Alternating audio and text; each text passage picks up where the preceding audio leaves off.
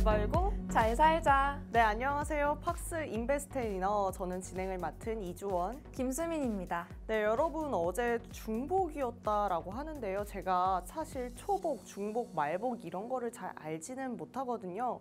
그런데 몸이 먼저 반응했나 봅니다. 제가 어제 닭을 먹었습니다. 치킨을 먹었는데 네.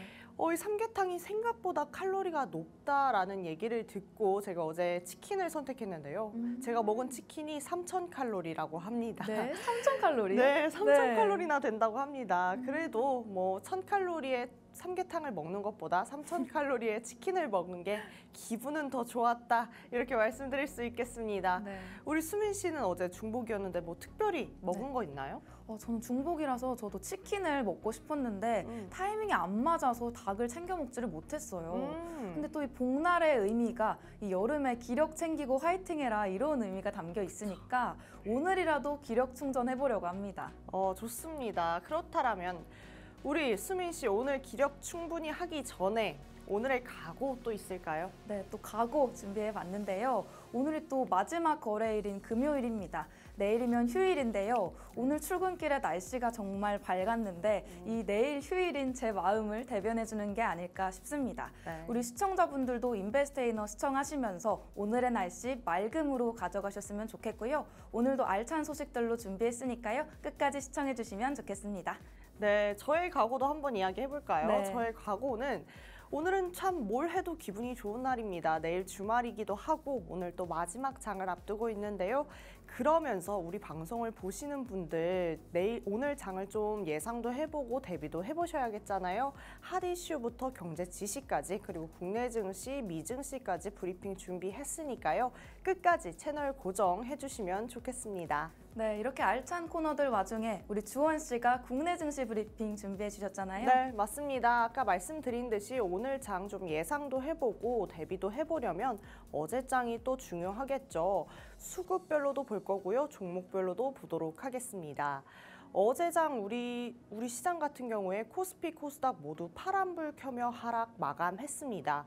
코스피부터 보도록 하겠습니다. 코스피 1.74% 하락한 2,710선에서 마감을 했습니다. 미국 시장도 나스닥, S&P 500 지수, 필라델피아 반도체 지수도 급락하는 모습 보여줬는데요.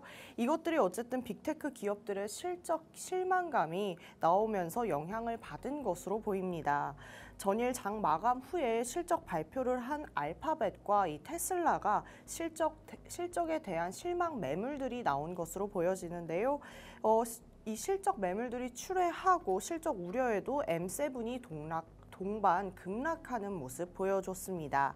알파벳은 또 예상치를 상회한 실적에도 불구하고 컨콜에서 AI향 지출의 수익 전환 불확실성이 언급되면서 수익성 우려가 대두됐습니다. 테슬라는 예상치를 하회한 EPS를 발표했는데요. 거기에 더불어서 이 로보택시 연기 소식까지도 전달했습니다. 거기에다가 친 트럼프 변동성 영향으로 낙폭을 확대시키는 영향을 주었습니다. 여기에 S&P 지수는 글로벌 제조업 PMI를 예상치 하회하고 경기 우려 속에서 추가 가세하는 모습까지 보였습니다. 국채 입찰 후 10년물 금리는 4.2% 후반대로 상승하기도 했습니다. 코스피는 빅테크 실적 우려와 실망 속에서 변동성이 확대되는 것을 면치 못했고요. 외국인 자금이 대거 이탈하는 모습까지도 보여줬습니다. 12개월 선행 퍼 9.5배 수준인 2,750선에서 이번 주 지지를 좀 받기는 했는데 이탈하는 모습에서 현재 9.3배로 경기선인 121선을 지지하는 모습 보였습니다. 수급으로 보면 실적과 대선 불확실성이 중첩되면서 안전자산에 대한 선호 심리가 올라갔고 거기서 외국인 오전 현물 5천억 원, 선물 만계약이 넘는 순매도를 보였습니다. SK하이닉스는 장전 예상치를 뛰어넘는 실적 발표와 매출액 16.4조, 영업이익 5.4조의 결과를 보였습니다만 컨센 상단을 미치지는 못하는 수준을 보이면서 빅테크 실적 우려도 추가되는 모습까지 보였습니다. 이에 8% 넘는 하락을 보였으며 지수 하방에 압력을 가하는 모습 보여줬습니다. 뭐 2차 전지 같은 경우에는 지속적으로 신저가를 경신했고요. LG 엔솔은 2분기 실적 악화에 저가 매수세 그리고 해리스 영향에 더해져서 그래도 반등하는 모습 보여줬습니다. 대부분의 업종 하락 중이긴 하나 통신, 헬스케어, 인터넷 게임, 유틸리티 같은 경우에는 상승하는 모습 보여줬습니다. 이는 금리 인하 수혜의 경기 방어주의 영향까지도 받은 것으로 보여집니다. 차주에는 메타, 아마존, 애플 등 이 큰 빅테크 실적들이 조금 준비가 되어 있는데요. 여기에 가이던스에서 반전 가능성까지도 모색해 볼 이유가 있을 것 같습니다. 이 전까지는 변동성이 계속해서 지속될 예정입니다. 그 다음으로는 같은 시각 코스닥 한번 보도록 하겠습니다. 코스닥 어제도 낙폭 확대하면서 차익 실현 영향이 투심 악화를 초래했고 매물 출회가 지속되었습니다. 이에 신저가 종목이 329개였는데요. 2차 전지는 장 초반 테슬라와 LG 엔솔 악실적 영향으로 신저가 경신하고 있었습니다. 그런데 거기에다가 기술적 반등과 저가 매수세 유입되기도 하면서 좀 좋은 소식 보이기도 했습니다. 원달러 환율은 엔화 900대 상회하고 엔캐리 트레이드 청산이 본격화되면서 6.6원 하락하는 모습이었고 상승하는 모습이었고요. 아시아 증시는 혼조세 보였습니다. 이어지는 비트코인 컨퍼런스에서 트럼프의 입장이 계속해서 얼마만큼 우호적일지 이것도 좀 관전 포인트로 작용해볼 만할 것 같습니다. 여기까지 국내 증시 한번 알아봤고요. 간밤에 미국 증시도 한번 알려주시죠. 네, 뉴욕 증시 브리핑 준비해봤습니다. 먼저 3대 지수부터 볼 텐데요. 다우존스 지수는 반등에 성공했지만 기술주 위주의 나스닥과 S&P 500 지수는 소폭 하락세를 지속하는 상황입니다. 이렇게 빅테크를 팔고 소형주나 전통 대기업으로 갈아타려는 행렬이 계속되고 있는 상황인데요. 다우존스 지수는 전거래일보다 81.2포인트 상승한 39,935.07을 기록했습니다. 하지만 S&P 500 지수는 27.91% 내린 5,399.22에 거래를 마쳤습니다. 나스닥도 0.93% 떨어지면서 지수는 하락으로 마감을 했습니다. 어젯밤 9시 30분에 미국 경제성장률 발표가 있었습니다. 올해 2분기 미국 국내 총생산 GDP 예상치가 2%로 나왔었는데 이 예상치보다 높은 2.8%가 성장했습니다. 또 올해 1분기 미국 경제 성장률인 1.4%보다도 더 크게 성장했던 모습을 보여줬습니다. 최근에 미국의 고용이 크게 둔화되면서 미국 경기 둔화 우려가 커졌었는데요. 하지만 어제 미국의 높은 경제 성장률 덕분에 미국의 경기 침체 우려는 좀 해소된 모습을 보여줬습니다. 또 같은 날 같은 시간에 나온 미국 GDP 물가지수는 예상치인 2.6%보다 낮은 2.3%가 나왔습니다. 미국의 강한 경제 성장률과는 다르게 인플레이션은 크게 둔화가 되고 있는 상황이고요. 하지만 오늘 미국 증시 반대로 좋지 못한 상황이었습니다. 나스닥 지수가 장중에 무려 1.17%의 큰 폭의 상승을 보여주기도 했습니다만 이렇게 시간이 지나면서 이 상승폭을 모두 반납하고 0.93% 하락하면서 마감했습니다. 이렇게 AI의 강한 하락이 이어지면서 미국 증시가 다소 힘을 잃는 모습입니다. 미국 금리 인하가 점점 다가오면서 이제는 대형주보다는 금리 인하에 대한 수혜가 큰 이 중소형주로 수급이 몰리고 있는데요. 이 상황이 이 미국 증시 하락에도 영향을 주고 있다고 해석해 볼 수가 있습니다. 어제 미국의 중소형주 지수를 나타내는 러셀 2000 지수가 1.16%의 강한 퍼센트의 상승이 나와주면서 마감을 했는데요. 이 오늘 밤 9시 30분에는 PCE 물가지수 발표가 예정이 되어 있습니다. 이 물가지수가 우리나라에도 영향을 미치는 만큼 이 물가지수가 잘 나와주기를 바라보면서 오늘의 뉴욕 증시 브리핑 마감하도록 하겠습니다.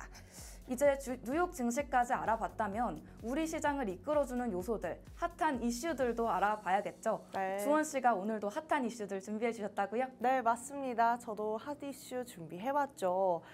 그런데 이렇게 미국 증시까지도 들어보니까 AI가 참 오늘 좋지는 않네요. 네, 맞습니다. 계속해서 기대감이 많이 올라갔던 AI가 이렇게 안 좋은 모습 보여지니까 굉장히 시장에 타격을 많이 주겠다 싶은 생각이 드는데 그럼에도 불구하고 제가 오늘 가지고 온 이야기는 AI 스마트폰입니다. 이 스마트폰 자체는 다 하나씩 가지고 계실 만하잖아요. 그런데 이 스마트폰 앞에 AI가 붙었습니다. AI 스마트폰은 음성 인식, 번역, 이미지 처리, 자연어 처리 등 다양한 분야에서 혁신적인 성능을 보여준다고 합니다. 삼성전자는 자체 개발한 생성형 AI인 갤럭시 AI를 탑재한 세계 최초 AI폰 갤럭시 S24를 출시했었는데요. 이는 통화할 때 실시간으로 번역도 가능하다고 합니다. 이게 같은 기종의 핸드폰을 상대방이 쓰지 않아도 괜찮다, 그래도 번역이 가능하다라는 또 특징이 있다라고 합니다. 다음 보시면 스마트폰의 판매량이 급격히 증가하는 슈퍼사이클이 올까라는 것에 대한 이야기가 있습니다. 2010년부터 2015년까지 아이폰과 안드로이드 폰이 출시되고 또 3G에서 4G로 전환하는 거, 페이스북, 인스타 등 굉장히 인기가 많은 앱들이 출연했던 것들이 스마트폰 시장을 5배나 성장하도록 했습니다. 하지만 이후 스마트폰 수는 2014년 최초로 1억 대를 돌파한 이래에 2018년 15억 대를 정점으로 계속해서 하락하는 모습 보여줬습니다. 코로나가 발생한 2020년은 2019년에 15억 대에 크게 미치지 못하는 13억 대에서 판매를 그치기도 했습니다. 2023년도에도 13억 대로 판매가 그냥 그쳤다라고 볼 수가 있겠고요. 스마트폰 제조업자들은 그래서 이 AI 스마트폰이 새로운 슈퍼사이클을 가져올 수 있기를 좀 기대하는 모습을 보여주고 있습니다. 이를 통해서 소비자들의 관심을 조금은 더 끌고 이 수요가 올라가기를 기대하는 것으로 보입니다. 애플, 삼성 등의 프리미엄 모델들이 출시되고 이동통신사들이 5G 요금제를 가격 인하하는 것들이 판매량을 급등시키지 않을까 이렇게 기대하는 것으로 보여집니다. 안드로이드와 연결된 삼성과 구글의 끈끈한 협업으로 인해서 올해 iOS와의 결정적인 차이를 만들어냈는데요. 바로 이게 AI 기능입니다. 사실 스마트폰에 AI가 적용된 것은 새로운 일은 아니죠. AI 비서 시리가 스마트폰에 들어온 것도 10년이 넘었고 하드웨어 측면에서 신경망 처리 장치가 처음 도입된 것도 2017년도입니다.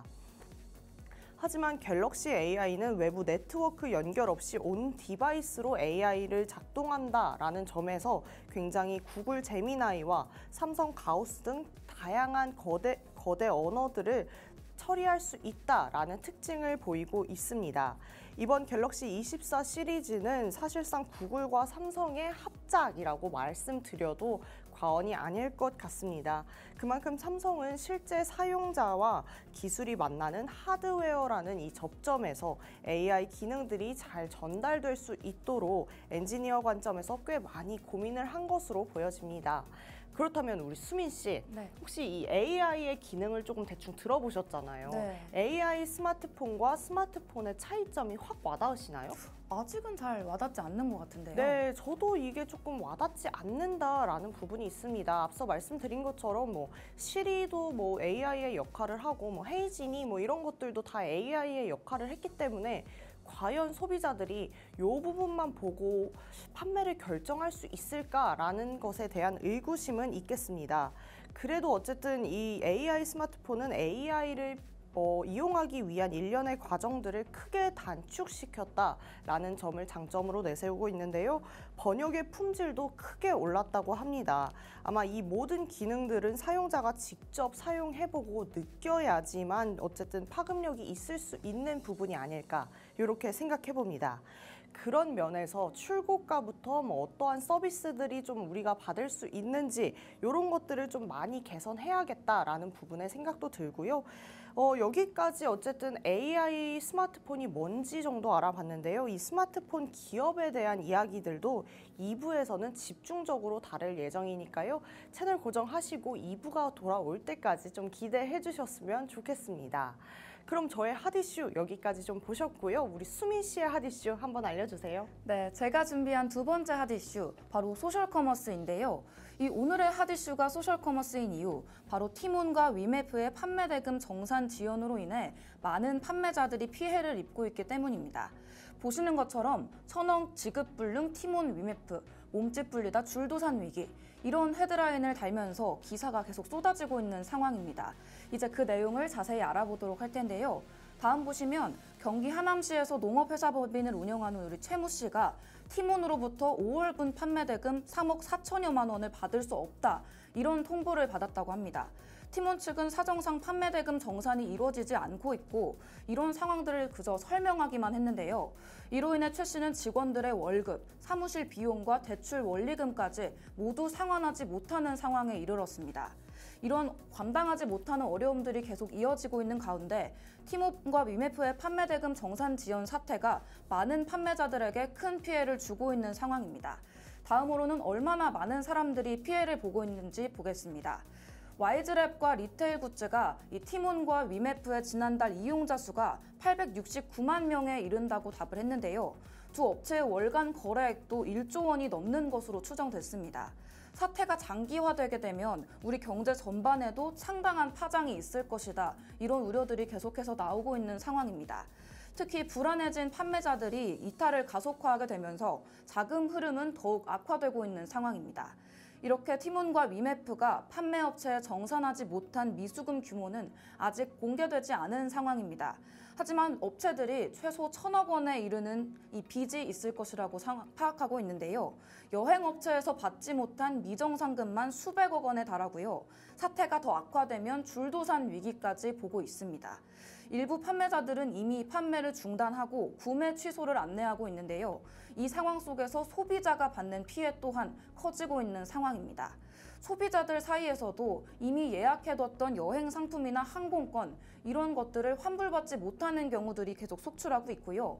티몬과 위메프의 정산 지연 사태가 보름 넘게 이어지면서 불안감이 커진 판매자들은 상품 판매를 이미 중단하거나 이미 판매한 상품의 구매 취소를 다시 안내하기도 했습니다. 지금까지 이런 피해 상황들을 알아봤는데 그럼 이 피해가 왜 생겼는지 원인도 알아봐야 할 텐데요. 보시면 다음으로 이 사태의 원인을 정리해봤습니다. 이번 사태의 배경에는 티몬과 위메프의 모회사 큐텐의 공격적인 인수 전략이 있습니다. 큐텐은 지마켓을 창업한 구영배 대표가 이베이와 합작하면서 2010년에 싱가포르에서 시작한 이커머스 기업인데요. 최근에 티몬, 인터파크 쇼핑과 위메프 등을 차례로 인수했었습니다. 그런데 무리한 인수 합병의 여파로 그룹 전반의 유동성이 말라가면서 이번 사태로까지 이어졌다는 분석이 나옵니다. 다시 말해서 큐텐이 나스닥 상장을 위해서 몸집을 불리려다가 이런 유동성 문제까지도 겪게 된 건데 이번 사태로 큐텐의 주주와 채권자들도 영향을 피할 수 없을 것으로 예상됩니다. 더불어서 큐텐에 투자한 사모펀드들도 긴장 상태에 놓였습니다. 큐텐이 사모펀드가 보유한 티몬과 위메프의 지분을 인수하는 대신에 큐텐의 지분과 채권을 지급했기 때문인데요. 이번 정산 사태가 큐텐으로까지 확대될 경우에 이러한 투자 손실은 불가피할 것으로 판단이 됩니다. 네, 이렇게 티몬과 위메프의 지급 불능 사태로 많은 판매자 그리고 고객들이 피해를 입고 있다는 소식을 전해드렸는데요. 큐텐의 무리한 인수 전략이 이번 사태의 배경이라는 점 이전까지 안내를 드려봤습니다.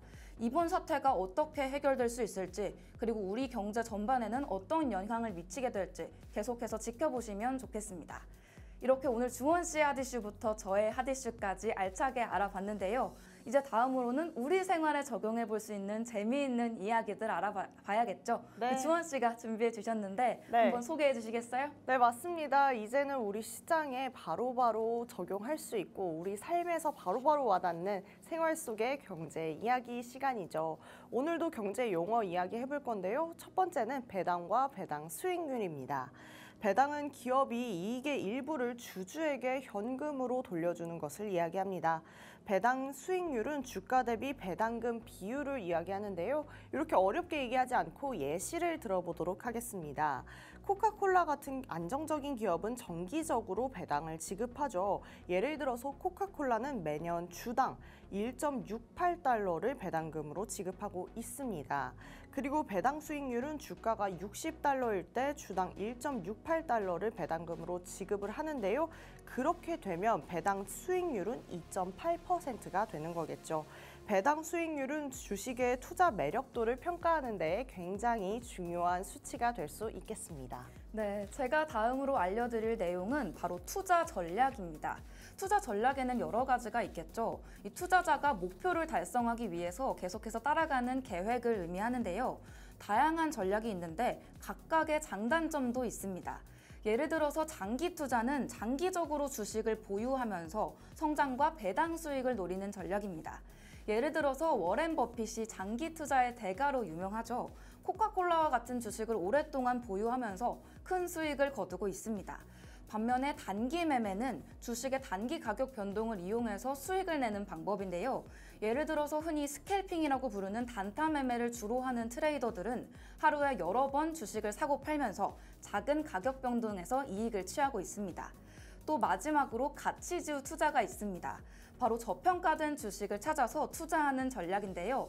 예를 들어서 현재 시장 가격이 저평가된 주식을 찾아서 매수하는 것들을 의미합니다. 우리 주원 씨가 마지막도 알려주시겠어요? 네, 마지막은 성장주 투자입니다. 빠르게 성장하는 기업에 투자하는 전략입니다. 예를 들어서 아마존이나 테슬라 같은 고성장 주식에 투자해서 주가 상승에 따른 수익을 기대하는 방법인데요. 이런 상식들과 예시들을 통해서 주식 투자를 보다 깊이 이해를 하면은 자신의 투자 목표와 리스크 정도, 감당할 수 있는 리스크 정도를 조금 예상해 볼 수 있겠죠. 이어서 경제와 관련된 재미있는 단어들도 한번 소개해드리도록 하겠습니다. 처음에는 제본스 역설입니다. 이 역설은 기술 발전으로 인해 자원의 사용 효율성이 증가를 하면 자원의 총 사용량이 감소하는 대신 오히려 증가할 수 있는 이 경제 현상을 이야기합니다. 예를 들어서 에너지 효율이 높은 기술이 발전을 하면 에너지 소비가 줄어들 것으로 보이지만 오히려 증가한다. 이런 역설이 있을 수 있겠습니다. 여기서 재미 요소는 효율성이 높아지면 자원 소비가 줄어들 것이라는 일반적인 생각과는 달리 이 반대되는 역설을 보여준다라는 것이 재미 요소라고 볼 수 있겠습니다. 네, 주원 씨가 재미 요소까지 알려주셨는데요. 제가 준비한 단어는 기펜제입니다. 이 기펜제는 가격이 상승할 때 오히려 수요가 증가하는 다소 특이한 유형의 상품을 의미하는데요. 일반적인 경제 이론에서는 가격이 오르면 수요가 줄어드는 것이 일반적입니다. 하지만 기펜제는 이와 반대로 작용하는데요. 이러한 현상이 주로 생활 필수품에서 나타납니다. 가난한 사람들이 주로 소비하는 이 식료품들, 예를 들면 빵 같은 음식의 가격이 오르게 될 때 이 사람들이 비싼 다른 식품 대신에 더 많은 빵을 사서 배를 채우려고 하겠죠. 그래서 가격이 올라가도 이 빵의 수요는 줄어들지 않고 오히려 늘어나는 현상이 발생하게 됩니다. 이렇게 제본스 역설과 기펜제, 이렇게 재미있는 두 단어들이 경제 이론에서 정말 중요한 역할을 하고 있는데요. 경제학을 이해하는 데도 중요한 개념이라고 보시면 되겠습니다. 네, 좋습니다. 어제도 명품 이야기하면서 명품이 비싸질수록 오히려 사람들이 사는 이런 특이한 현상에 대해서 말씀드렸었는데 오늘도 이런 현상이 나오는 거 봐서는 우리가 경제 시장에 들어갈 때 무조건 싸다, 내가 사업을 한다 해도 무조건 싸게 하는 것만이 정답은 아니겠다 이렇게 생각할 수 있겠습니다. 여러분들도 이렇게 예외 상황과 특이한 상황까지도 고려해가면서 이 경제 시장에서 활동하는 지혜로운 소비자가 될 수 있었으면 좋겠습니다. 자, 이제 그럼 저희는 1부를 좀 마무리하고요. 2부에서 다시 찾아뵐 텐데요. 그 전에 우리 하단에 나오고 있는 이 QR코드 항상 활용해 보셨으면 좋겠습니다. 여기 들어오시면 궁금하셨던 이야기들 많이 하실 수 있고요. 우리 멘토님께서 공략주까지 이야기하고 계시니까요. 이 부분들 그냥 정말 공짜로 수익화 시킬 수 있는 방법이니까 한번 활용해 보셨으면 좋겠습니다.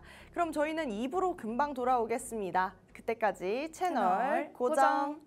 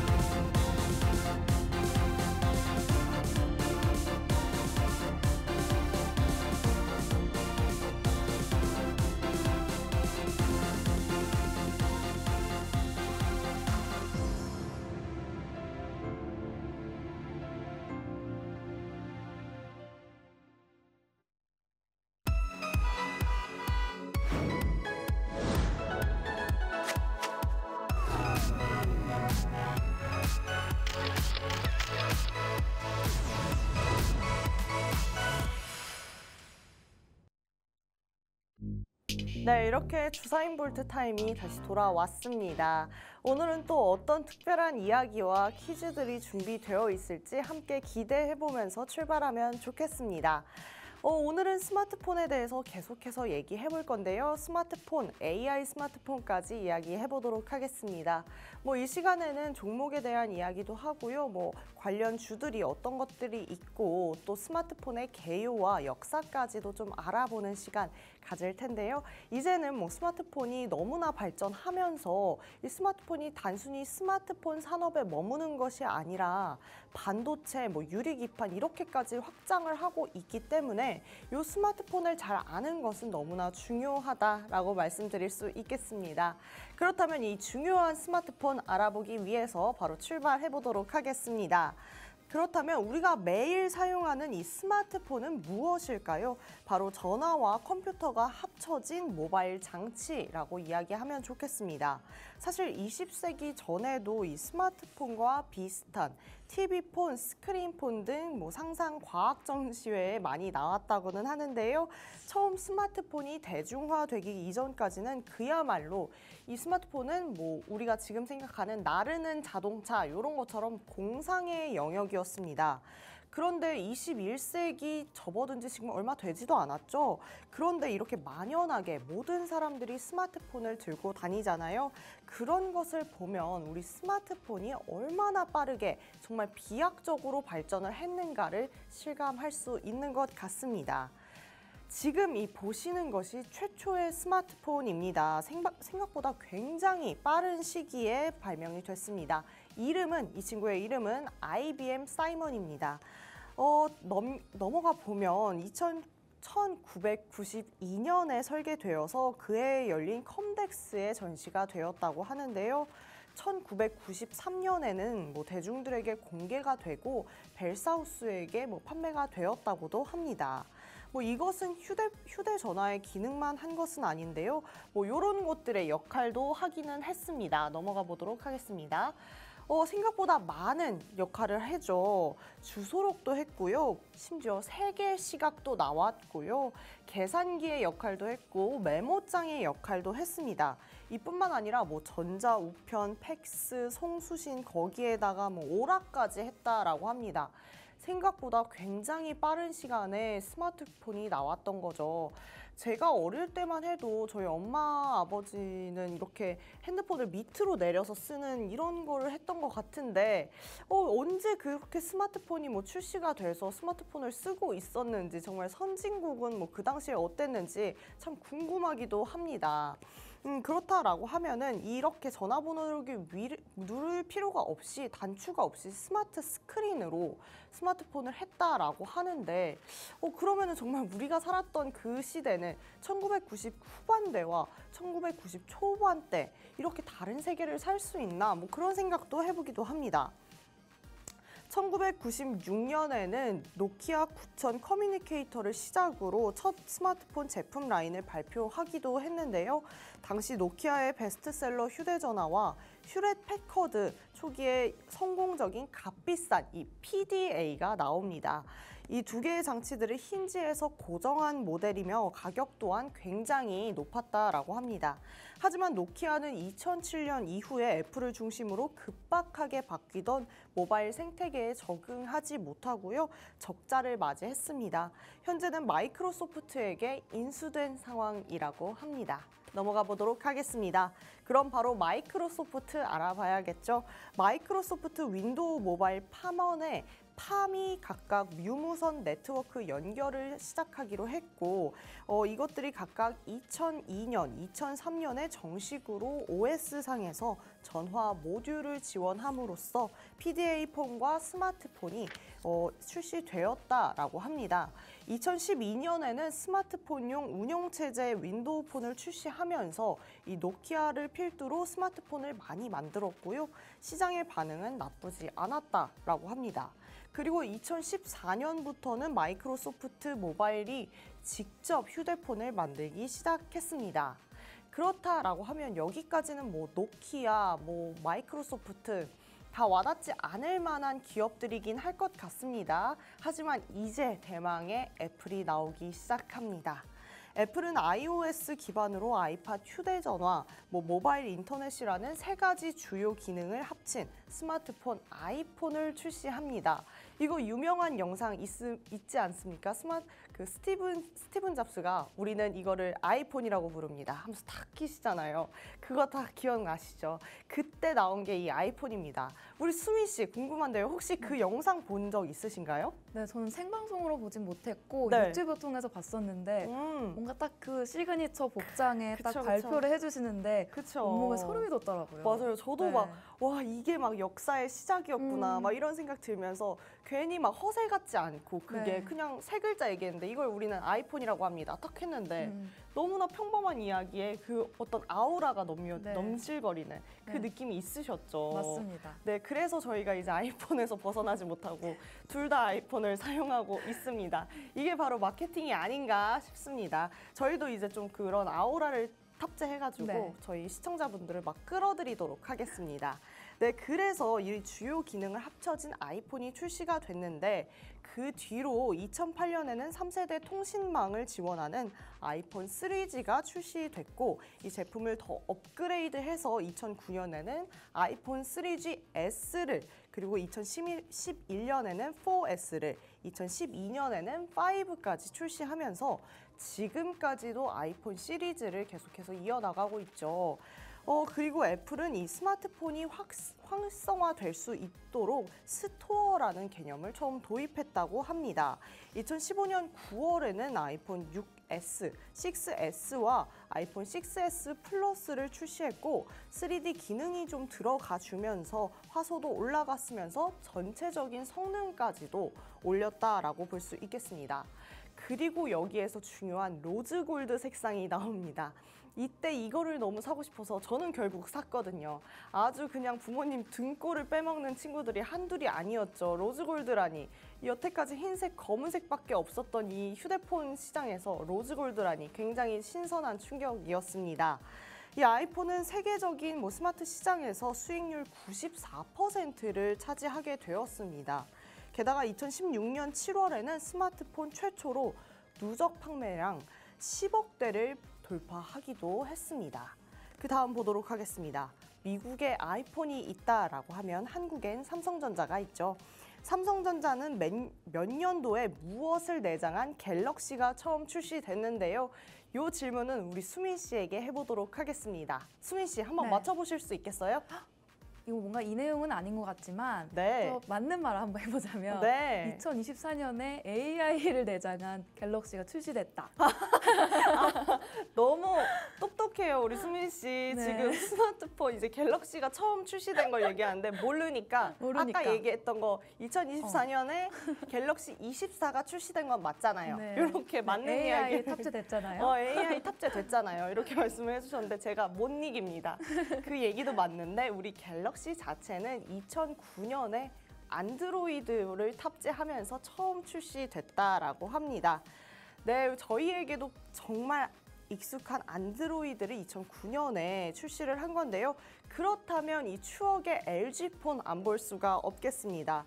이 LG V 시리즈를 제가 보면서 정말 추억에 좀 회상을 하기도 했는데요. LG폰 쓰셨던 분들 분명히 계실 것 같습니다.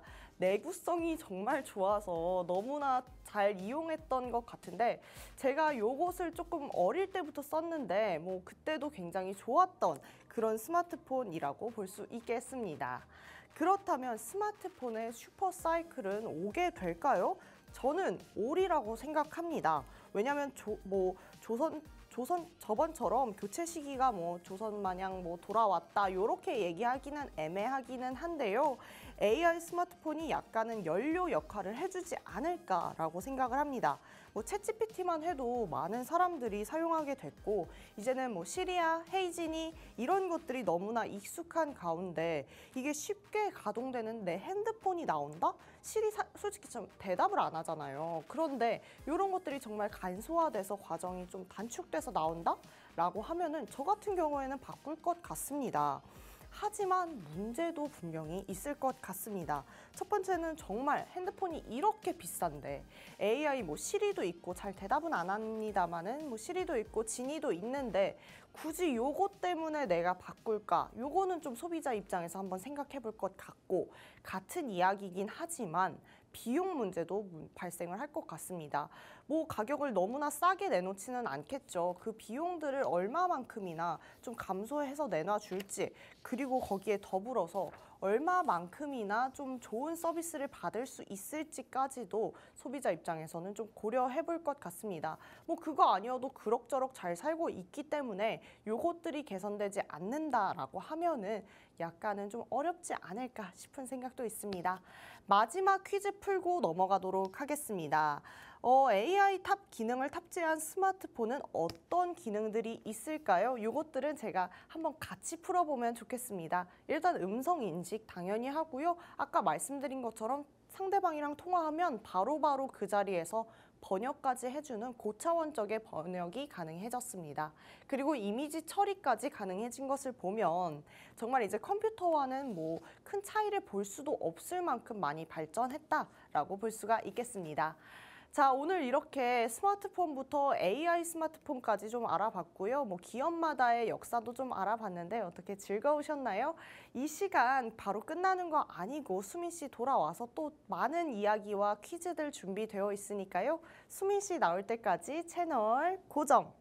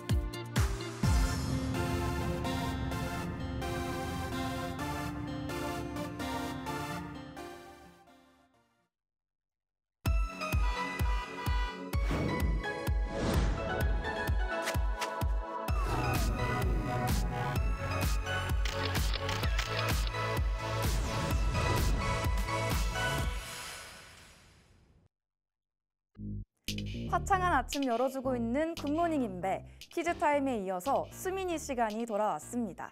오늘의 수민이 수MC의 민감한 경제 이야기도 오늘 재미있는 소식으로 돌아왔는데요. 오늘은 정말 어려우면서도 재미있는 주제를 준비해봤습니다. 바로 연말정산인데요. 아직 연말정산에 대해서 잘 모르시는 분들이 계시다면 오늘의 수민이가 정말 재미있는 주제가 되어줄 것 같습니다. 연말정산이 뭔지, 왜 하는지, 어떻게 하는지 경제적으로 쉽게 설명해 드릴 수 있도록 하겠습니다. 중간중간 퀴즈도 있으니까요. 잘 들어주시기 바랍니다. 먼저 연말정산의 뜻부터 알아봐야겠죠. 이 연말정산, 1년 동안 낸 세금을 다시 계산해서 너무 많이 냈으면 돌려받고 적게 냈으면 더 내는 걸 말합니다. 쉽게 말하면 세금을 다시 정산하는 건데요. 우리가 회사에서 매달 월급을 받을 때 세금을 미리 떼고 주잖아요. 이런 부분들을 모두 따져봐서 실제로 내야 될 세금을 달리 계산하는 겁니다. 그래서 연말에 다시 세금을 정산하는 것을 연말정산이라고 말하는 건데요. 다음 문제입니다. 연말정산은 세금을 무조건 돌려받는 것이다. 이 부분 헷갈리실 수도 있을 것 같은데 연말정산은 무조건 세금을 돌려받는 게 아닙니다. 우리가 1년 동안 낸 세금을 계산하는 것이기 때문에 여기서 내가 내야 될 세금보다 적게 냈다면 더 낼 가능성도 배제할 수가 없겠죠. 그러면 왜 이 연말정산이 중요할까요? 우리가 낸 세금이 정확하지 않으면 너무 많이 내서 손해를 볼 수도 있고요. 적게 내서 나중에 한꺼번에 더 많이 내야 할 수도 있게 됩니다. 그렇기 때문에 이 연말정산을 통해서 우리가 냈던 세금들을 똑똑하게 알아보고 가는 시간이 필요한 건데요. 그래서 이 연말정산 넘어가지 않고 꼭 해야 되는 중요한 과정입니다. 다음으로 또 복습을 해볼 텐데요. 이번에는 주원 씨에게 여쭤보도록 하겠습니다. 이 연말정산 이후에 세금을 더 낼 수 있다. 이 부분에 대해서 알고 계셨나요? 네, 저는 이제 이런 얘기를 참 많이 합니다. 연말정산 끝나면서. 아, 나 이번에 뱉어야 돼. 이 얘기 많이 하거든요. 네. 그렇기 때문에 세금을 더 낼 수 있다. 이런 이야기가 맞는 것 같습니다. 맞습니다. 또 경험담에서 나오는 생생한 이야기를 들어봤는데 네. 우리 연말정산이 우리가 낸 세금이 정확한지 확인하는 중요한 과정이라고 말씀을 드렸습니다. 이렇게 세금이 정확한지 확인을 한 후에 필요하다면 돌려받을 수도 있고요. 더 낼 수도 있게 되는 겁니다. 헷갈리게 문제를 냈는데 주원 씨가 너무 바로 맞춰주셔서 감사하다는 말씀을 드리고 싶고요. 여기까지 알아봤다면 이제 연말정산을 어떻게 하는지 그 방법도 알아봐야겠죠. 연말정산을 할 때는 일련의 소득과 지출을 잘 정리를 해줘야 되는데요. 예를 들어서 병원비나 교육비, 그리고 기부금도 이 부분에 포함이 된다고 합니다.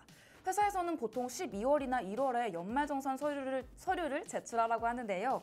이 서류에는 우리가 1년 동안 소비했던 내용들을 적고 증빙 자료까지 같이 제출을 하면 됩니다. 이 연말정산 전문가에게 도움을 받는다고 해도 이 내역들을 잘 정리해 두어야 나중에 편하게 정산을 할 수가 있게 됩니다. 이 연말정산을 통해서 우리가 낸 세금이 정확하면 돌려받는 돈도 많아지고요. 세금을 더 내야 되는 경우도 줄어들게 됩니다. 예를 들어서 우리가 병원비를 많이 썼다면 그 돈의 일부를 세금에서 빼주게 되는 건데요. 그래서 병원비나 교육비 등을 잘 기록해두는 것이 중요할 것 같습니다. 우리가 또 쓸 때는 쓰더라도 이렇게 공제받을 수 있는 내역들은 똑똑하게 공제받는 게 좋겠죠. 그래서 퀴즈로 준비를 했습니다. 병원비나 교육비를 잘 기록해두면 연말정산 시에 세금을 줄일 수 있다. 이렇게 바로 복수 퀴즈를 준비해봤는데 정답은 O였습니다. 이렇게 연말정산을 통해서 병원비나 교육비를 잘 기록해두면 세금을 줄일 수가 있고요. 시청자분들도 이 소비 내역을 잘 기록해 두셨다가 연말정산 때 요긴하게 사용하셨으면 좋겠습니다. 이렇게 13월의 월급이라고도 불리는 연말정산. 이 연말정산이 개인뿐만 아니라 경제 전체에도 중요한 역할을 하는데요. 왜냐하면 사람들이 돌려받은 돈을 다시 소비하게 되면서 이 경제 활동이 활발해지기 때문입니다. 사람들이 연말정산으로 돌려받은 돈을 과연 어디에 쓸까요? 사람마다 다양하겠지만 쇼핑이나 여행, 저축 등 여러 가지 방면으로 돈이 뻗어나가기 때문에 경제 부흥에도 도움이 된다고 봅니다. 또 이렇게 경제적인 효과가 있었다면 연말정산이 사회적으로도 중요한 역할을 하는데요. 세금이 올바르게 사용되었는지 확인할 수 있는 기회가 되기도 하고요. 개인이 낸 세금이 투명하게 관리가 됐었는지 확인할 수 있는 장이 되어주기도 합니다. 정부에 대한 신뢰를 높이는 데 도움이 될 수 있다는 측면도 이 연말정산의 역할이기도 하고요. 개인적으로는 자신의 재정 상황을 점검해 볼 수 있는 기회가 될 것 같습니다. 이렇게 연말정산이 사회 전체, 경제에 미치는 영향들을 알아봤는데요. 이번에도 주원 씨에게 한번 여쭤보도록 하겠습니다. 연말정산, 개인뿐만 아니라 사회 전체에도 중요한 역할이다. 네. 과연 뭘까요, 정답? 정답은 O가 맞습니다. 왜일까요? 네. 어쨌든 연말정산이라는 게 내가 얼마만큼 세금을 잘 냈고 또 내야 될 것을 더 내야 될 것도 있고 하기 때문에 사회에 기여하는 중요도가 있을 거라고 생각합니다. 맞습니다. 오, 정답뿐만 아니라 그 이유까지 명쾌하게 맞춰주셨는데요. 연말정산이 개인뿐만 아니라 사회 전체에도 중요한 역할을 한다고 말씀드렸습니다. 경제활동도 활발해지고요. 개인이 낸 세금이 투명하게 관리되는지까지 알 수 있다. 이 점까지 알아두시면 좋을 것 같습니다. 자, 그러면 이 연말정산 어떻게 준비하면 좋을지 소개를 드려볼 텐데요. 자료에 연말정산 공제 항목 표를 가지고 왔는데 다 알아보시기에는 좀 어렵고 많죠. 그렇기 때문에 이 중에서도 의료비 공제를 활용하는 방법을 알아보도록 하겠습니다. 이 의료비 공제가 우리가 1년 동안 병원에 지출했던 금액 중에 일정 부분을 세금에서 빼주는 제도인데요. 예를 들어서 본인의 소득이 6천만 원이라면 병원비로 180만 원이죠. 6천만 원의 3% 이쪽에 나와 있는데 이 이상을 지불했을 때 초과된 금액의 15%를 공제받을 수가 있게 됩니다. 이 공제 비율과 항목이 모두 다르기 때문에 연말정산 전에 이런 항목들 체크해 보시면 좋을 것 같고요. 다음 문제입니다. 이 내용은 제가 말씀드리지는 않았는데 우리 주원 씨에게 한번 여쭤볼게요. 네. 본인이 아닌 자녀의 학원비도 연말정산에서 공제받을 수 있을까요? 공제를 연말정산에서 받는다. 어느 정도? 왜냐면 저희도 네일 배움 카드나 이렇게 개발에 대한 것을 국가에서 좀 지원을 해주잖아요. 네. 그렇기 때문에 자녀가 어쨌든 세금 내진 않으니까 부모님이 대신 지원을 받을 수 있지 않을까. 맞습니다. 알려드리지 않은 내용인데도 맞춰주셨는데요. 이렇게 자녀의 학원비도 연말정산에서 공제를 받을 수가 있습니다. 그래서 자녀 교육비 영수증도 잘 챙겨두시는 게 좋은데요. 저희는 아직 자녀는 없지만 네. 우리의 교육비도 모두 공제 내역에 포함되기 때문에 저희는 교육비를 공제받아보면 좋을 것 같습니다. 다음으로는 연말정산을 할 때 흔히 하는 실수들도 알아볼 텐데요. 예를 들어서 영수증을 잃어버리거나 공제받을 수 있는 항목들을 헷갈리게 되면 실수를 할 수가 있습니다.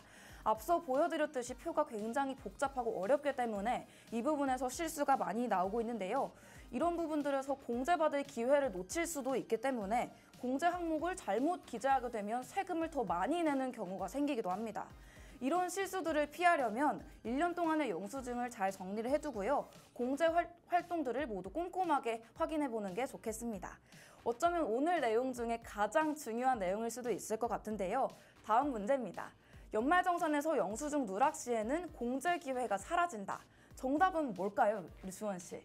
저는 어쨌든 저의 사심까지 담아서 X라고 하고 싶습니다.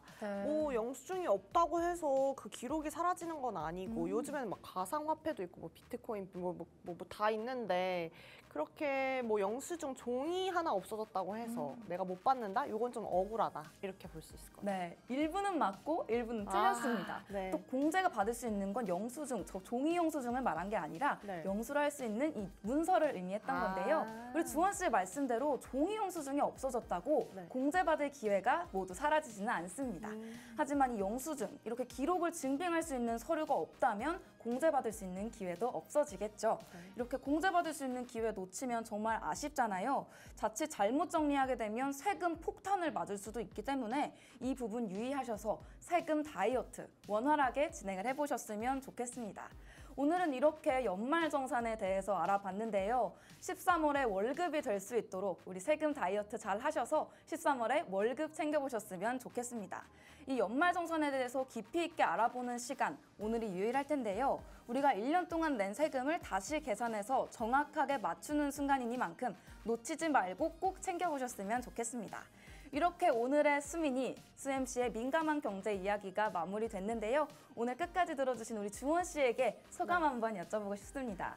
소감이라고 하면은 제가 뭐 소감이라고 얘기하기 좀 부끄럽기는 한데 어쨌든 이 시간 동안 연말정산 조금은 어려운 부분이기도 하거든요. 그런데 개념부터 조금 몰랐던 부분까지도 알아가니까 너무 유익했던 것 같고 또 우리가 또 공제받을 수 있는 거 이게 너무 중요한 거잖아요. 맞아요. 저희가 생활 속 경제 이야기에서도 지혜롭게 세금 관리를 하는 것 또한 투자이다라고 말씀드렸던 것처럼 요 공제 꼭 받으셨으면 좋겠습니다. 그리고 저도 오늘 이 퀴즈 보고서 많이 좀 정신을 차렸다 이렇게 말씀드릴 수가 있겠습니다. 네, 맞습니다. 버는 것만큼이나 지키는 것도 정말 중요하죠. 잃지 않는 게 투자에서도 중요하다고 하는 만큼 우리가 벌었던 돈들 세금으로도 잃지 않도록 신경 써주시면 좋을 것 같습니다.